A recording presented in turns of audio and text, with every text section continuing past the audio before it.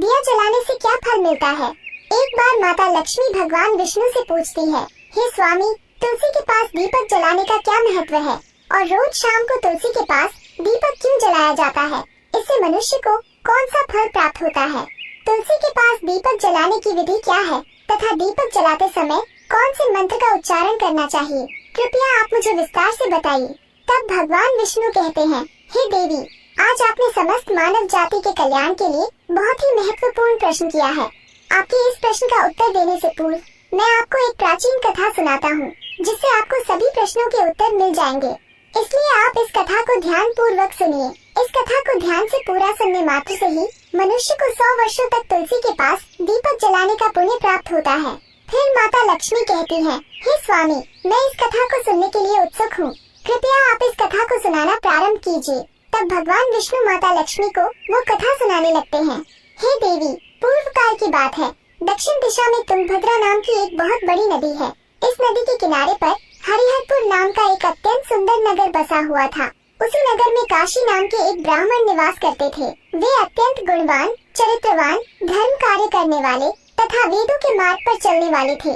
उन्होंने समस्त शास्त्र का अध्ययन किया हुआ था। उस ब्राह्मण की एक पत्नी थी, जिसे लोग दुराचार कहकर पुकारते थे, क्योंकि उसके कर्म ही उसके नाम के अनुसार थे। वो सदैव ही अपने पति को अपमानित करती थी। वह अपने पति के लिए कुवाच्य कहती थी, पति को भयंकर दुख देती थी, पति के लिए कभी भोजन नहीं बनाती थी। उसने अपने पति के साथ कभी शयन नहीं किया, कभी उसके साथ प्रेम से व्यवहार नहीं किया। पति के मित्र, परिवार के लोग घर पर आते तो वो स्त्री उनको अपमानित करके भगा दिया करती थी और स्वयं काम भाव से उन्मत्त होकर निरंतर अन्य व्याभिचारिणी स्त्रियों के साथ घूमा करती थी।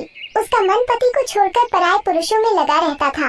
उसने कभी अपने पति से प्रेम से बात नहीं की, किंतु पराये पुरुषों के संग बैठकर बातें करती थी। पराये पुरुषों को मोहित करने के लिए सज धज कर गाँव में घूमने जाया करती थी। कभी वह वन में किसी वृक्ष के नीचे खड़ी रहकर सुंदर पुरुषों की राह देखने लगती और किसी दुष्ट पुरुष को मोहित करके उसके संग भोग विलास किया करती थी। फिर एक दिन वह दुराचारिणी स्त्री वन में जाकर एक वृक्ष के नीचे खड़ी हो गई। उसका चित्त काम से भरा हुआ था।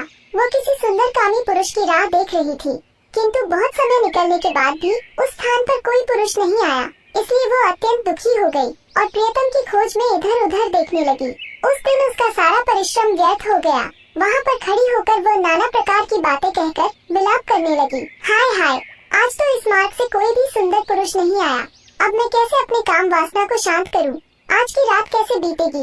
वो जोर जोर से विलाप करने लगी। उस जंगल में एक भयानक बाघ निवास करता था। उस पापिनी स्त्री की आवाज सुनकर वो जाग गया और उछलकर उस स्त्री का भक्षण करने के लिए उसके पास आ गया। उस भयंकर बाघ को देखकर उस स्त्री के पसीने छूटने लगे। वो भय से थर थर कांपने लगी। वो स्त्री कुछ करती, इतने में ही उस बाघ ने अपने पंजे से उसे घायल कर दिया और वह स्त्री जमीन पर गिर पड़ी। जमीन पर गिरते ही वो स्त्री चिल्लाते हुए बोली, अरे बाघ, तू किस लिए यहाँ पर आया है? मुझे क्यों मार रहे हो? मैं यहाँ पर अपने प्रियतम को खोज रही हूँ। तुम मुझे छोड़ दो। मेरा भक्षण करके तुझे क्या मिलेगा? उस स्त्री की यह बात सुनकर वो भयानक बाघ क्षण भर के लिए रुक गया और हंसते हुए बोलने लगा, हे दुष्टा, आज विधाता ने तुझे मेरा ग्रास नियुक्त किया है। तुझ जैसी पापिनी स्त्रियों का भक्षण करना ही मेरा काम है, तभी तुझे इस शरीर से मुक्ति मिलेगी। वो स्त्री कहने लगी, हे बाघ, तुम कौन हो? मुझे सच सच बताओ, तुम्हें किस कारण से बाघ की योनि में जन्म लेना पड़ा और तुम मुझ जैसी स्त्रियों का भक्षण क्यों करते हो?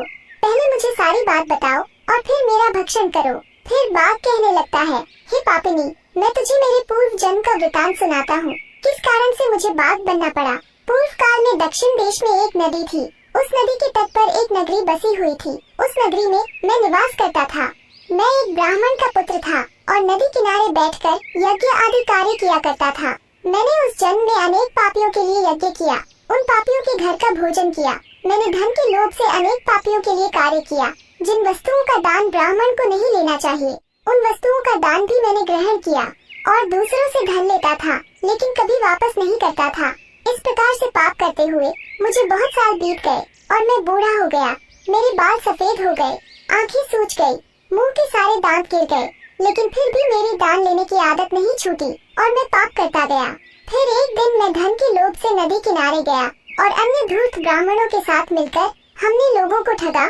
झूठ मंत्र वचन बोलकर हमने बिना विधि विधान किए ही देवी देवताओं का पूजन किया और बहुत सारा धन दान में ले लिया। फिर उसी स्थान पर एक बीमार कुत्ते ने मेरे पैर में काट लिया और मैं मूर्छित होकर गिर पड़ा। उसी क्षण मेरे प्राण चले गए। फिर यम के दूत उस स्थान पर प्रकट हुए और मुझे पकड़कर यमपुरी ले गए। वहाँ पर यमराज ने चित्रगुप्त से मेरे कर्मों का लेखा जोखा निकालने के लिए कहा। फिर चित्रगुप्त कहने लगे, हे धर्मराज, इस ब्राह्मण ने घोर पाप किए हैं। इसने दूसरों से झूठ कहकर धन लूटा है, विधि विधान से पूजा न करके झूठ मंत्र बोलकर भगवान का अपमान किया है, इसलिए ये पापी ब्राह्मण केवल नरक जाने के ही योग्य है। फिर यमराज ने अपने दूतों को आदेश देकर मुझे नरक की अग्नि में डाल दिया।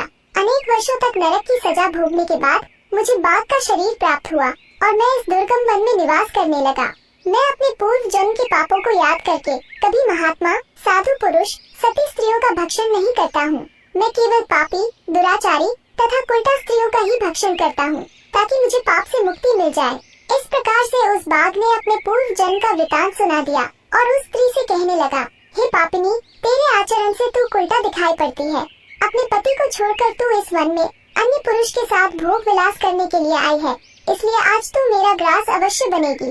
इतना कहकर उस बाघ ने अपने तीक्ष्ण नाखून से उस पापी स्त्री के टुकड़े टुकड़े करके उसे खा लिया। फिर उस स्थान पर यम के दूत प्रकट हुए और उस पापिनी स्त्री को उठाकर यमपुरी ले गए। वहाँ पर उसे यमराज के सामने खड़ा किया गया। फिर चित्रगुप्त ने उस स्त्री का लेखा जोखा निकालते हुए यमराज से कहने लगे, हे धर्मराज, ये स्त्री तो अत्यंत पापिनी है। इसने घोर पाप किए हैं। इसने व्यभिचार किया है। इसने अपने पति की कभी सेवा नहीं की।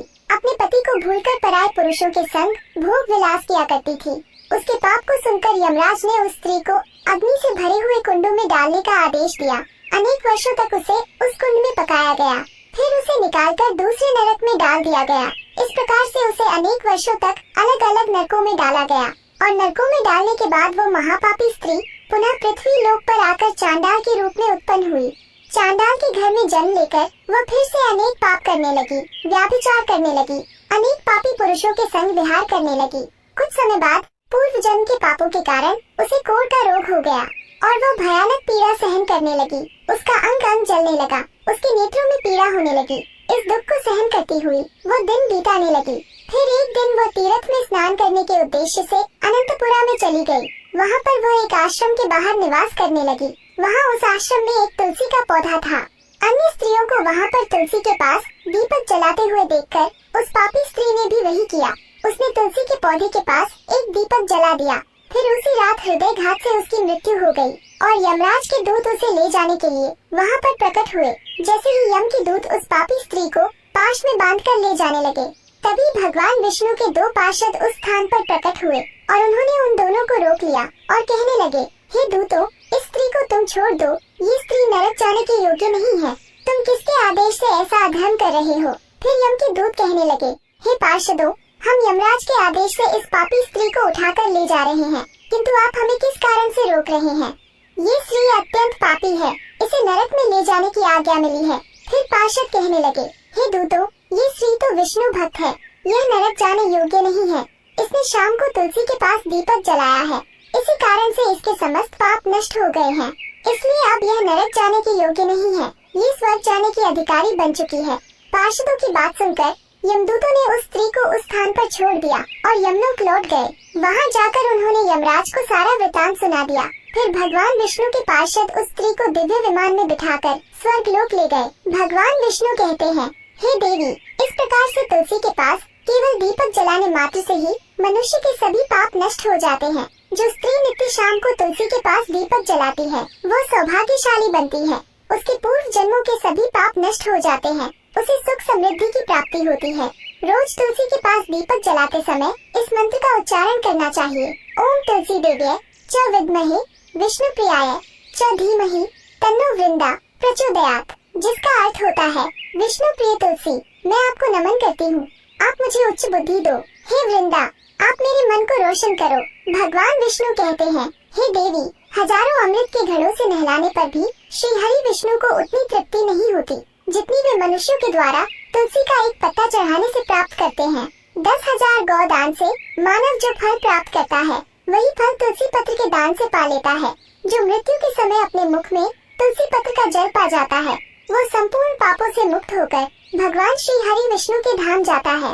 हिंदू धर्म में तुलसी के पौधे का महत्व सबसे अधिक है। इसकी सबसे पहले पूजा भगवान विष्णु ने की थी। भगवान विष्णु कहते हैं, जिस प्रकार से देवी लक्ष्मी से वैकुंठ को ऐश्वर्य प्राप्त है, उसी प्रकार से वैकुंठ में तुलसी के कारण ही पवित्रता प्राप्त है। पृथ्वी लोक पर जिस स्थान पर भी तुलसी का पौधा होगा, उस स्थान पर कभी बुराई का वास नहीं होगा। ऐसा स्थान सबसे अधिक पवित्र होगा। इसी कारण से हमें हमारे घर में तुलसी का पौधा अवश्य लगाना चाहिए। इस प्रकार से भगवान विष्णु ने तुलसी के पास दिया जलाने का महत्व बताया।